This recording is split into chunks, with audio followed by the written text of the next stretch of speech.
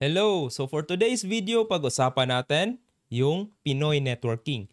So this is a Cisco 1700 series na router. So pag-usapan natin yung basic parts niya and ano ba talaga yung ginagamitan ng mga Cisco routers. So first of all, ito is a Cisco 1700 na series na router. Dinideploy natin to sa mga enterprise customer services. Gumagamit pala tayo ng router when it comes to enterprise. Kasi kung yung network mo as a company, then facing na siya sa ISP, then you need something like this, a Cisco router. Sa ngayon, marami na siyang option, pero for today's video, ito lang yung pinapakita natin. So commonly, router is just a box. So box lang siya. Meron rin siyang CPU or Central Processing Unit in which dun nagpa-process ng mga information. And then meron rin siyang RAM or Random Access Memory, the same sa CPU in which yun yung temporary storage. Tapos meron rin siyang ROM na andun naka-install yung OS niya. Yung sa Cisco is meron silang tinatawag na iOS. Yun yung parang OS. Sa computer, meron tayong Windows tsaka Linux. When it comes to router, iOS yung ginagamit ni Cisco. Pag Huawei naman, VRP or Virtual Routing Protocol yung ginagamit ni Huawei. So for this illustration, Cisco lang muna. And then dito sa Cisco, actually, ito meron siyang mga lead light. So may power, tapos may mga slot 1, slot 2, slot 3. By the way, yan. Tapos ano pa yung indicator dito? So Ethernet activity. So ito lang yung makikita mo sa harap ng rack. Naka-install sa mga enterprise. Tapos ganito yung deployment. Tapos dito, meron siyang air-cooled. Then sa likod is yung specs, tapos malamig din. Kasi yung router is nagpa-process ng matataas na data rates. Kaya medyo kailangan siya ng cool environment. Same sa bahay nyo, kung router nyo is mainit, yun, magkakaproblema kayo. Minsan, nagbabagalan yung wifi nyo kasi, yun nga, yung router nyo pala sa bahay is naka-install dun sa mainit na lugar. Kaya meron tayong tinatawag na thermal throttling. Yun yung mga sa electronics device na limitation when it comes to pag masyadong mainit na yung electronics, then magdidegrade yung performance ng chips or yung micro or semiconductors. Kaya yun yung nangyayari. Kaya as much as possible, cool yung router nyo. Then dito sa likod, ito na yung maraming interface. So for example, this is the slot 1. Tapos, slot 2. Tapos, ano siya? Dito rin is slot 2, slot 1, slot 2, slot 3. So, basically, kung ito kasi is expansion na to ng mga interface, tinatawag yung slot or interfaces sa networking figures. So, ito sa common talaga is meron siyang console port, yung blue. So, console cable, kung marunong kayo sa networking 101, console or rollover cable. Then dito is meron siyang auxiliary. Then dito is Ethernet interface. So, itong tatlo lang yung basic na port ng router na 1751 series. So, ito, may console, tapos isang Ethernet port. Tapos dito, may power supply siya na port. So itong router na to is powered by a ganito. Para siyang computer talaga na power supply. So yun, makikita yung connector. Ganyan yung connector niya. Oh. So ganyan, isasalpak lang yan dito sa likod ng router. Okay? So i-discuss natin to. Basically, itong port na slot 1 is bakante. So, ito is just a cover sa expansion port. So, pwede ka kasing maglagay ng ganito. Ito yung tinatawag na weak 2 cards. since 2000s, ito lang yung mga interface na available kung ano pa. Ito, bawat interface is about 2.048 Mbps or isang E1. Okay? Kaya yan. Dalawang E1 yan. So, pwede mo ilagay. Ito is week 2 na card. Kasi meron din siyang week 1 na version. So, isang interface lang sa isang slot. Ito, week 2 cards. Okay? So, yun yung ano dito. So, yung interface dito, maliliit, di ba? So, meron din siyang tinatawag na cable. Interface cable. Hanapin ko lang. So, sample is ito.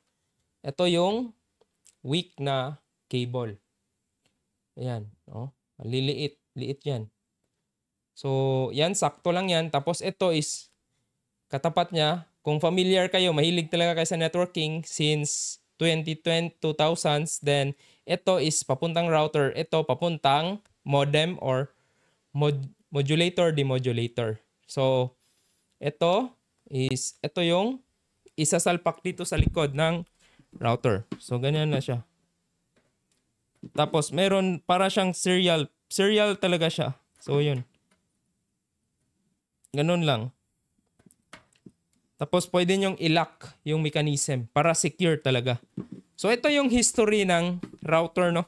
So, since I've been installing the router since 2007. So, nakaka-configure na ako dito. So, yung mga kino-configure ko dito is almost frame relay. Yung maliliit pa kasi yung bandwidth na requirements dati ng mga ATM machine. So, ito, facing pala to sa ISP. While ito naman, ito yung mga VIC or voice interface ng mga card. So, meron din siyang in-use, yun, mga voice. So, for example, ito, ISP. Tapos, ginagamitan mo ng PBX or yung mga pantawag. Kasi, previously, yun yung ginagamitan din serial, tapos voice yung ano dito, papuntang PBX. So, yan yung mga interface, no? So, papunta ito is sa ISP, 2 MB lang. Pero napakamahal na nung 2 MB dati. Tapos dito papunta sa client or dito na gagamitan. So ito yung basically parts ng router. So dito sa console, ginagamit mo siya. Pag wala pa talagang configuration ng router, wala pa siyang any port, wala pa siyang IP address na management, dito mo talaga siya i-access via console. Sa console, doon ka mag-configure ng pre-configuration pag galing sa factory yung router. Okay? So, 2 Mbps lang yung hinahandle nito. Yun. Tapos ito, modular pala. Aside dito sa mga voice, meron din siyang gigabit Ethernet. Ito naman is isang Ethernet pag yellow. Oh.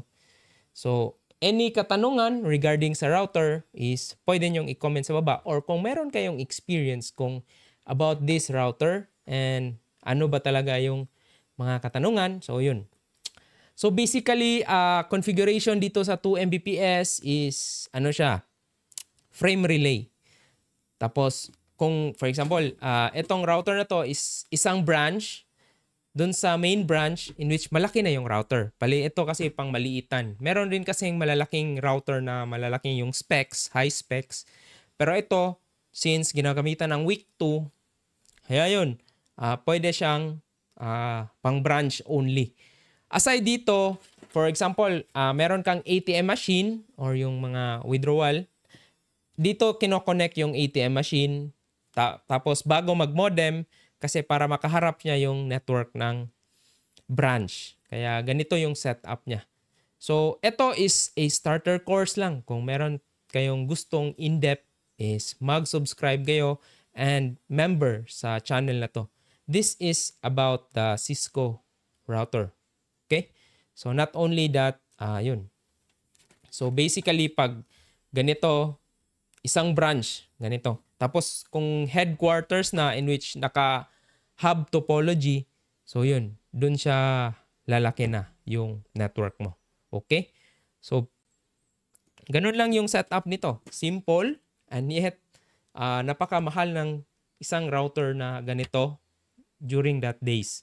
Ngayon, ito kung 2 MB lang ngayon, umaabot na siya ng 10G, 1G, minimum na yung 10G. Tapos sa network naman is meron na tayong 100G and currently dinideploy na natin yung 400G na bandwidth. Hindi lang siya purely internet, pero ito is mostly is VPN network or virtual private network. Kasi yung ginagawa ng mga bangko, for example, yung ATM nila, kinoconnect nila sa main branch dun sa NCR. Tapos, for example, may ATM ka dito sa Vismin. So, yun, lalagay mo ng mga different kind of router. Tapos, para ma-synchronize yung data, dun mo na ini-enroll dun sa frame relay. Tapos, yung frame relay network ng ISP, yun na yung magdadala papuntang headquarters. Kaya, each deployment, yun. Tapos, ginagamit pa dati is a copper wire. Kaya gumagamit pa tayo ng ito, ganito, V.35, yung tinatawag namin dito na connector. Ito, papunta tong router eh. Ito, common rin to na interface papunta sa modem or modulator, demodulator. Kaya, yun. Ito, simple lang na historical device about the Cisco. So, ito yung mga different interface. So, magic. So, ganun pala yung trabaho as a network engineer. Magko-configure ka ng ganito, magde-deploy ka, mag-troubleshoot kung hindi nakakonect sa network. Tapos, yun. Yun lang. So, hopefully, to see you on the next video about Pinoy networking. So, this is just the Enterprise Cisco 1751 series. So, yun. Okay? See ya.